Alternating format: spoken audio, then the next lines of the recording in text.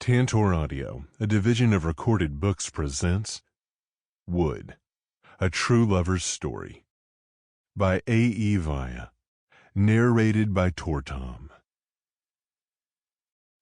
Chapter 1. Wood. Wood sat uncomfortably in the weak aluminum chair in front of the house director's desk, trying not to bear all his weight down on it. He was sure the flimsy thing had a 150-pound weight capacity restriction, and from the groans it was making, he figured he was testing it to its limits.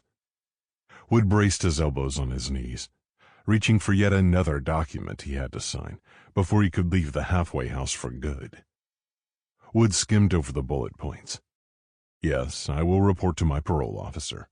No, I will not do illegal drugs. No, I won't engage in any criminal activity. Yes, I will remain in an AA program. No, I will not try to contact my victims. Signed. Agreed. Now can I please just get the hell out of here already? As if the director heard his thoughts, he gave Wood a tight smile. One more form, and I swear that's it. He chuckled loudly, which quickly morphed into a hacking cough. The stocky man had supposedly quit his 2-pack-a-day habit, but it smelled as if Mr. Manus had just stubbed one out before Wood walked in. From what he understood, Mr. Manus was kicked out of the military for serving his own needs, and not those of his country. He'd messed up so much until he'd ended up with a gig like this, babysitting a bunch of grown men who'd also messed up once too many. Wood had learned early that life was ironic as hell. You got a place lined up, don't you? Yeah, Wood mumbled. Mr. Manus had to finish his cough before he was able to accept the final form. He skimmed over Wood's answers, then glanced at him over the rim of his reading glasses. I see your new place is in Norfolk. Wood didn't answer, noting those words weren't posed as a question. He knew the expression Mr. Manus wore. Norfolk could be a rough city, and he was advised to avoid certain places and types of people, since it was also where Wood had got into trouble. He didn't roll his eyes in irritation, but he'd already been through this with his parole officer. Instead, he listened quietly, while he stared down at his 2 trash bags totaling his entire life's possessions. And employment? Wood rubbed his hand over his beard before dropping his arm back to his thigh. He stared at the colorful ink wrapped around his forearm, his art, his designs. Yeah, I'm going to stay on with the temp agency. It's kept me with steady work, so... Mr. Manus nodded, and continued to stare at him for a long moment, as if he'd had some kind of telepathic ability. You know, I watched you around the house over the past several months, and you seemed to stay to yourself. Quiet. Didn't make any friends or enemies. You avoided the bullshit that goes on. He glanced down at the folder. I read your record, Mr. Wood, and I gotta tell you, the man that's lived under this roof the last 6 months doesn't seem like the same man that did the things listed here. But he did, Wood gritted out. The director cocked his head to the side, and Wood held his glare with his own. You still drink? No. And more fucking staring. The man on this paper sounds violent, angry, and quick too.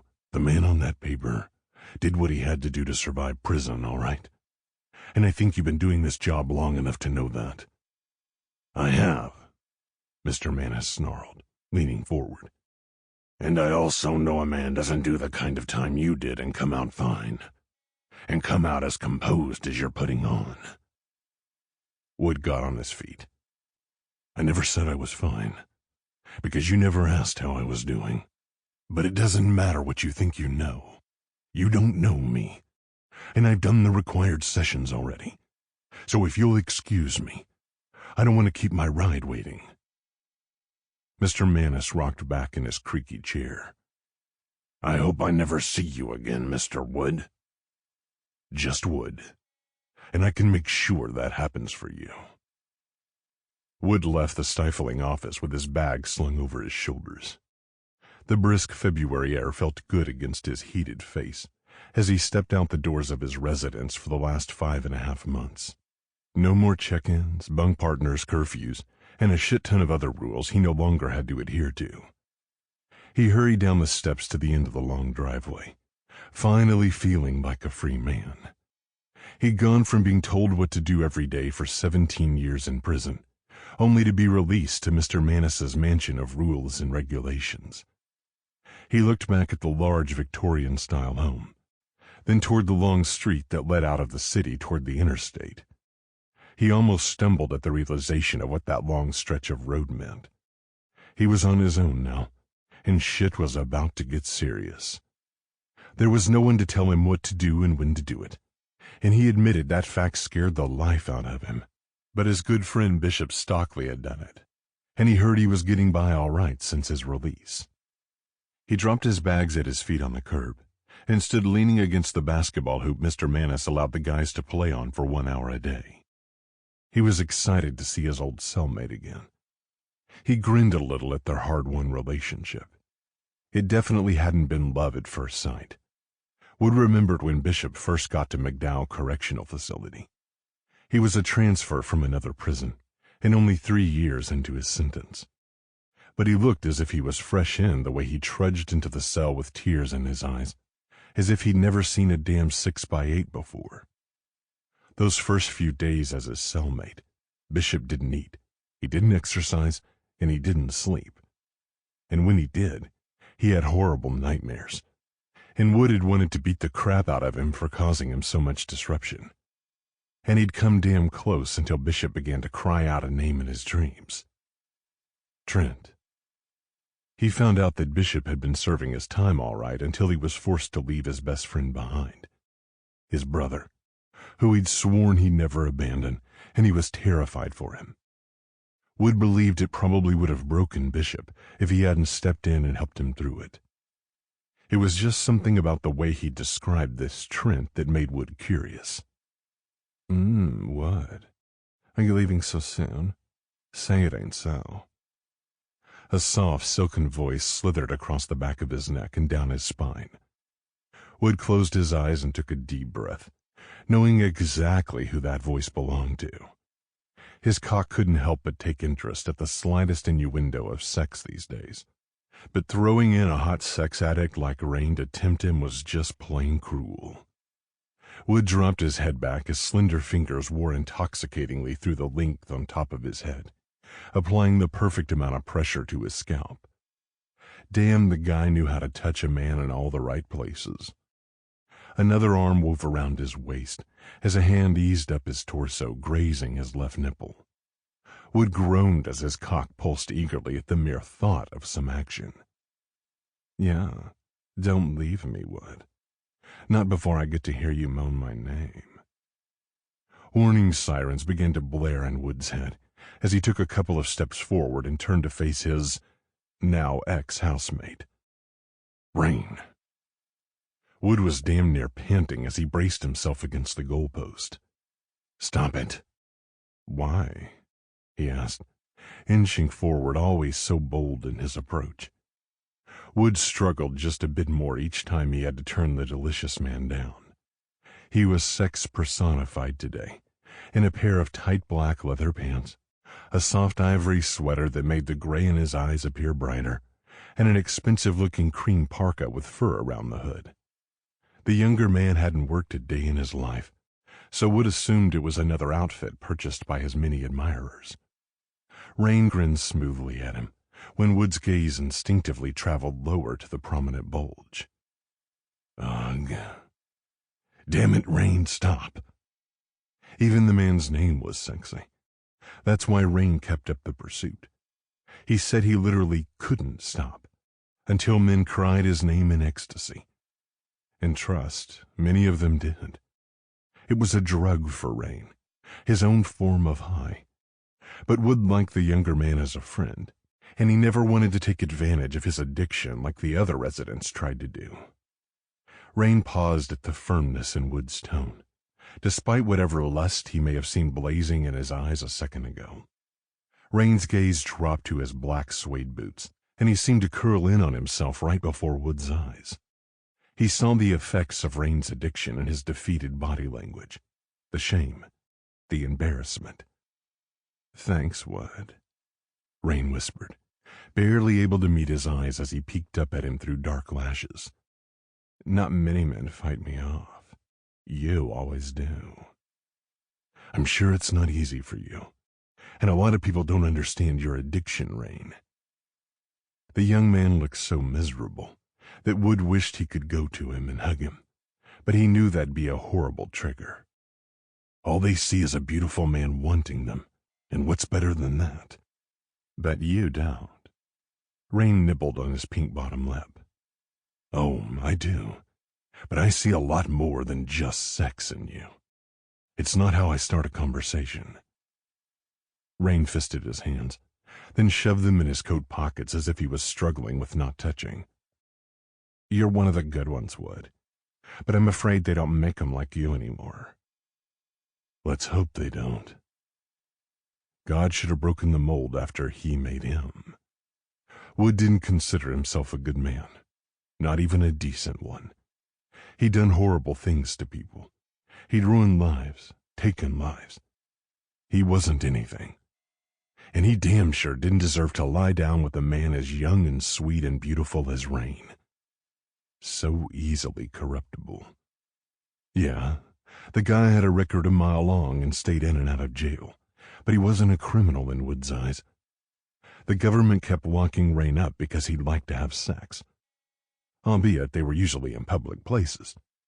But didn't the justice system have bigger fish to fry? "Where you headed?"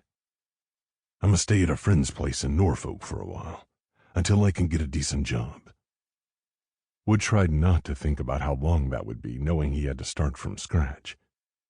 "At least I'll have my own room for once." Rain chuckled, his pretty eyes dancing when he did.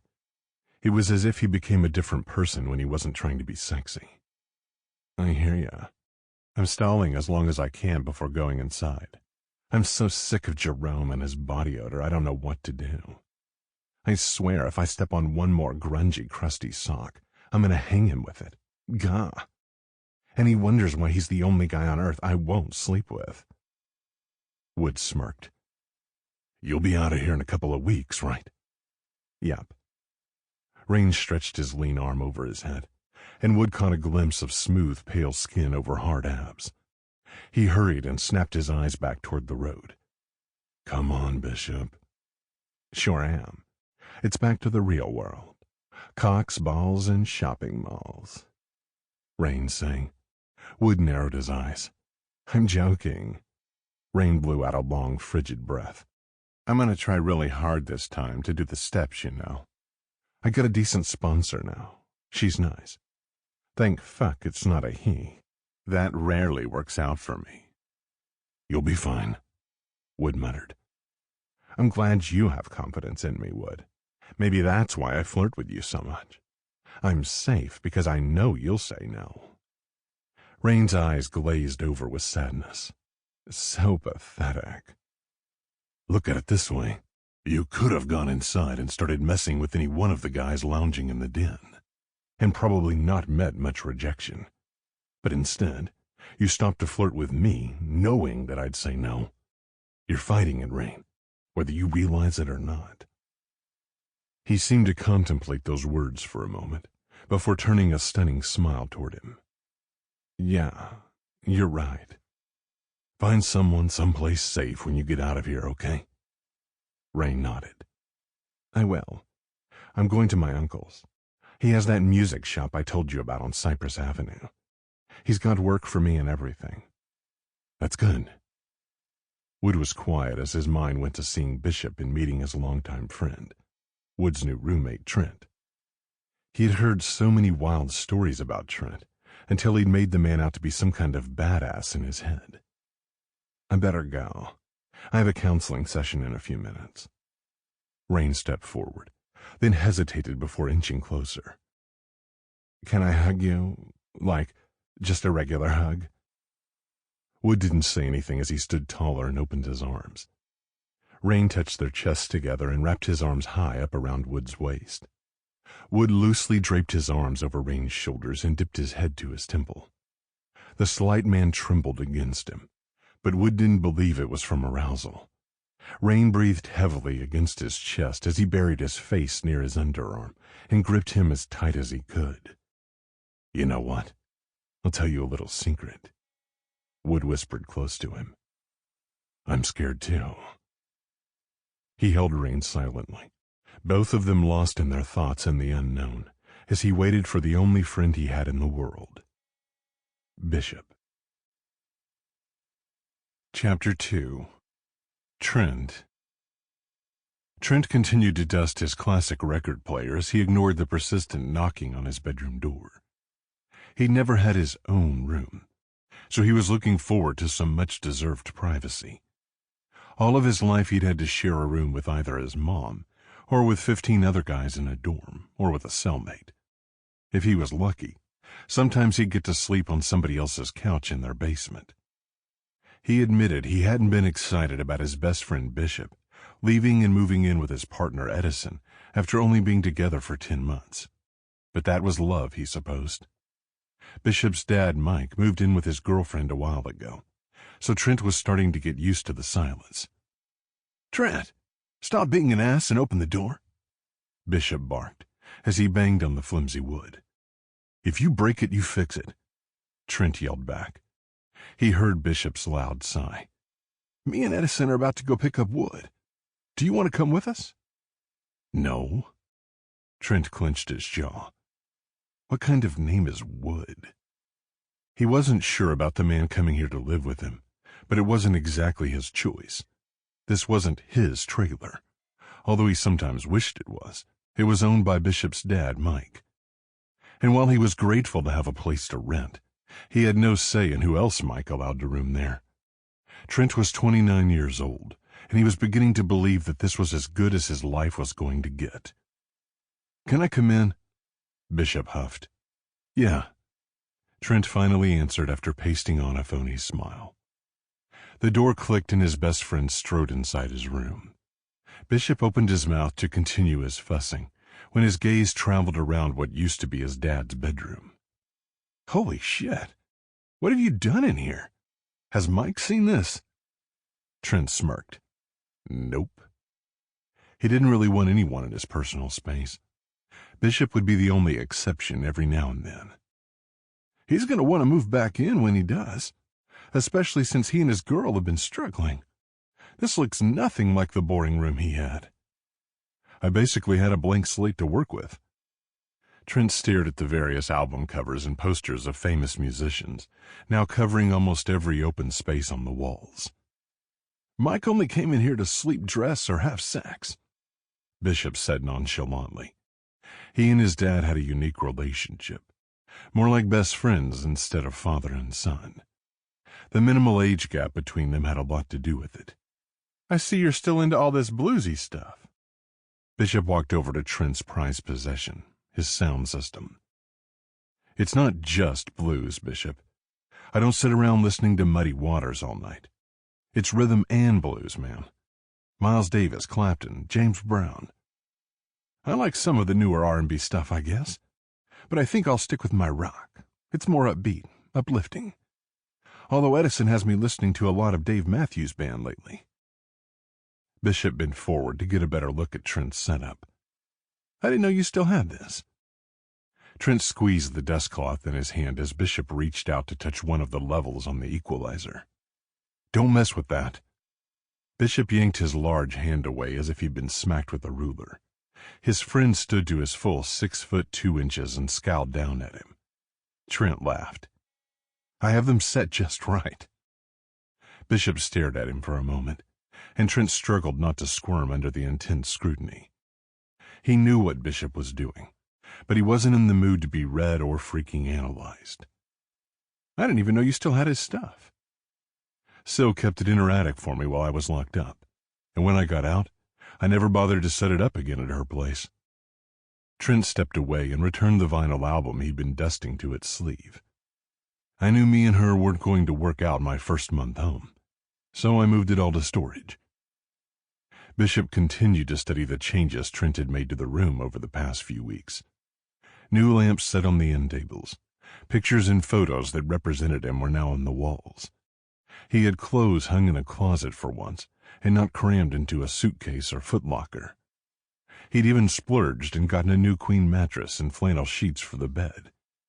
Trent always liked the way they felt in the winter, and he never had his own bed to put them on.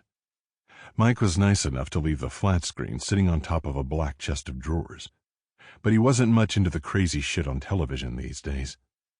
Trent loved music.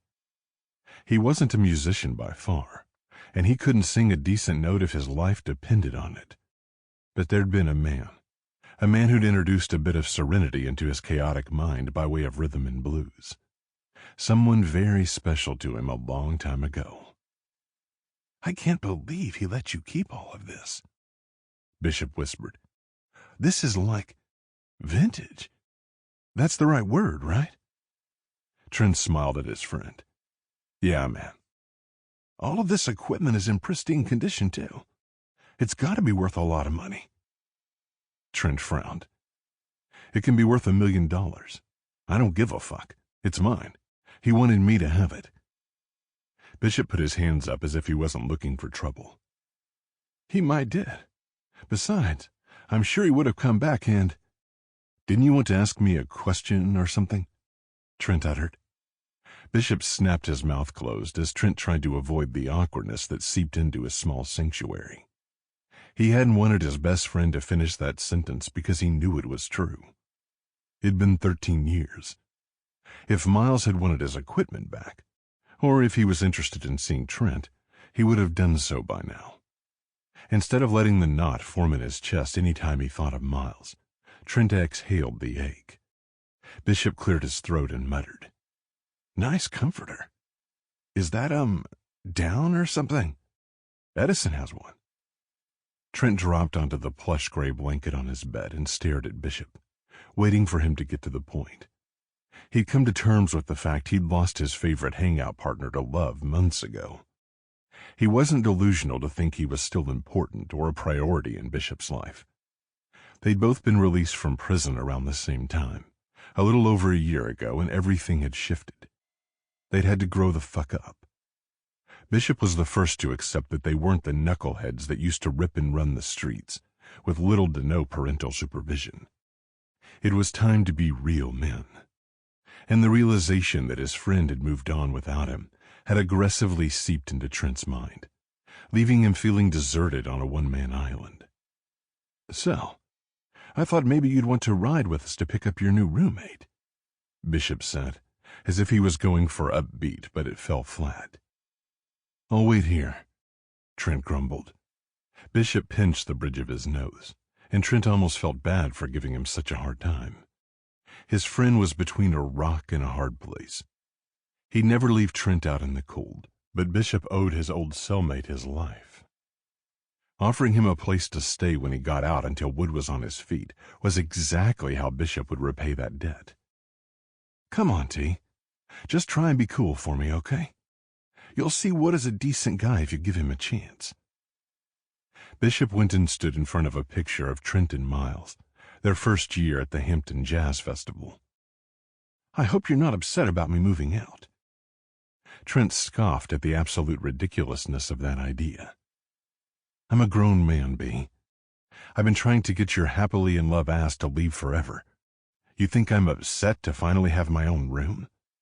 I've been sleeping on that raggedy couch out there for months." Bishop frowned, continuing to stare at him, perhaps seeing right through his bullshit. Trent leapt up and headed toward the door.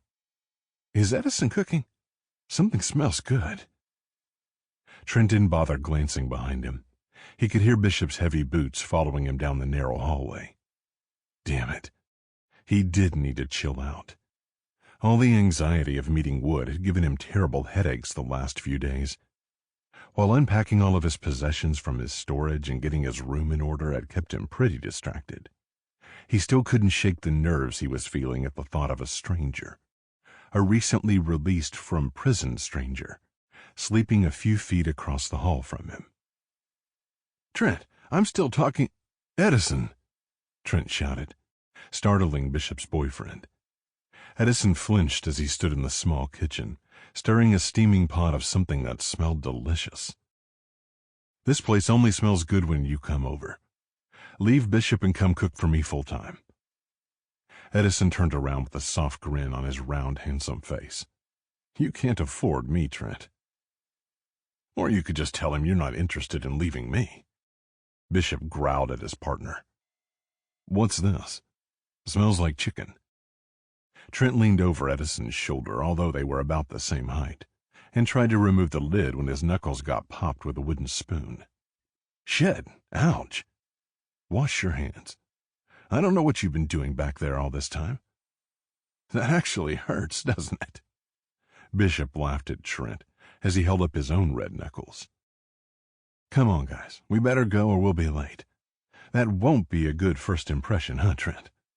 It'll take us at least 30 minutes to get to Suffolk if we can avoid any traffic."